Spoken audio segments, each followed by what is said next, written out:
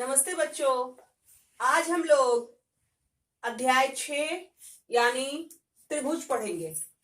हम लोग जानते हैं कि 3 भुजाओं से बनी बंद आकृति को त्रिभुज कहते हैं। ये आप लोगों ने पहले पढ़ा है। आज हम लोग पढ़ेंगे कि त्रिभुज सर्वांग सम कब है, जो आप लोग पढ़ चुके हैं। दूसरा, समरूप आकृतियां।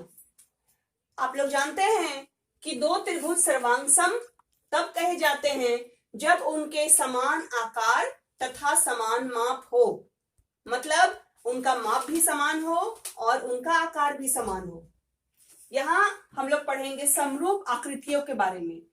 2 समरूप आकृतियों के आकार समान होते हैं, परंतु इनके आमाप समान होना आवश्यक नहीं।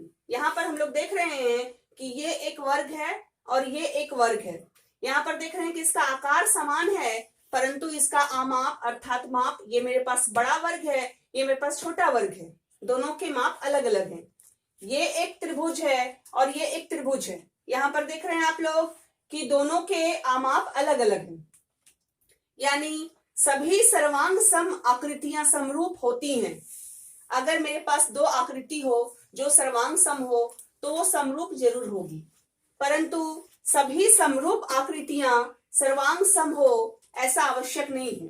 अब मान लीजिए कि हम लोग ये एक वृत्त और ये एक वर्ग को देख रहे हैं। अब हमसे सवाल पूछा जाए कि क्या ये समरूप है, हम लोग तुरंत इसे देखकर बता देंगे कि ये दोनों समरूप नहीं है, क्योंकि ये दोनों अलग अलग आकृतियां हैं।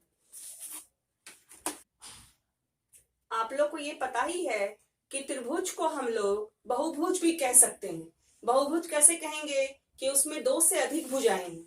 इसके लिए हम लोग यहाँ देख रहे हैं कि भुजाओं की समान संख्या वाले 2 बहुभुज समरूप होते हैं, यानी ऐसे बहुभुज जहां पर भुजाओं की समान संख्या हो। वो कब समरूप होंगे? जब उनके संगत कोण बराबर हो। पहला ये कंडीशन है।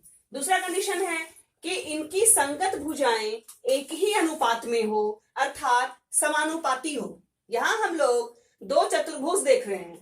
त्रिभुज, चतुर्भुज सभी बहुभुज के अंतर्गत आते हैं, आप लोग को पता है। यहाँ पर 2 चतुर्भुज हमारे पास है, जिसमें इस कोण का मान 85 डिग्री है। यहाँ भी देख रहे हैं 85 डिग्री है। ये 70 डिग्री है, यहाँ भी 70 है। ये 105 डिग्री है, यहाँ भी 105 डिग्री है। ये 100 डिग्री, यहाँ भी 100 डिग्री है। इसकी भुजाएं हम लोग देख लेते हैं।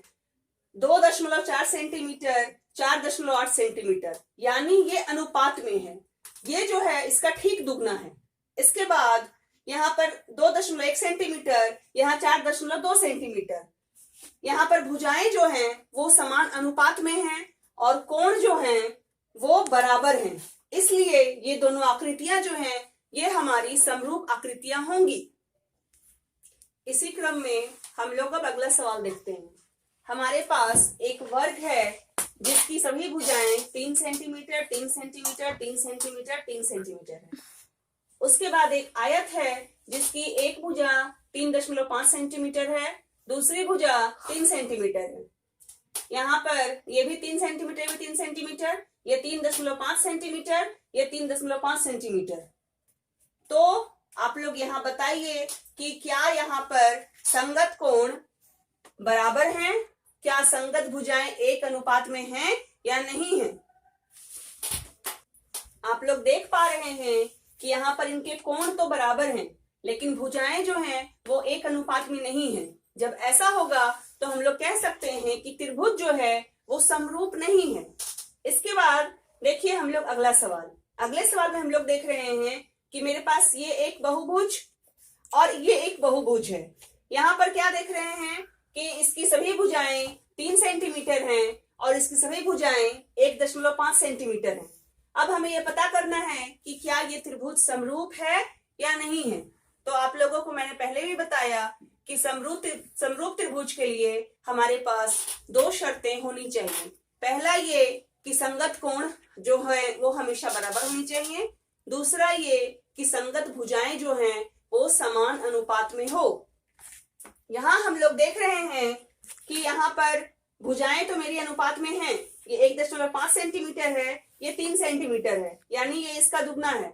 यहाँ भी देख रहे हैं 1.5 सेंटीमीटर है, यहाँ 3 सेंटीमीटर है, यानी भुजाएं तो मेरी अनुपात में हैं, लेकिन यहाँ कोण, हर एक कोण समकोण है और यहाँ इसके कोण के बारे में हमें पता ठीक से नहीं है। तो जब कोण के बारे में ठीक से पता नहीं होगा तो हम लोग ये निश्चित रूप से नहीं कह सकते हैं कि ये दोनों बहुभुज या ये दोनों चतुर्भुज जो हैं वो समरूप हैं कि नहीं।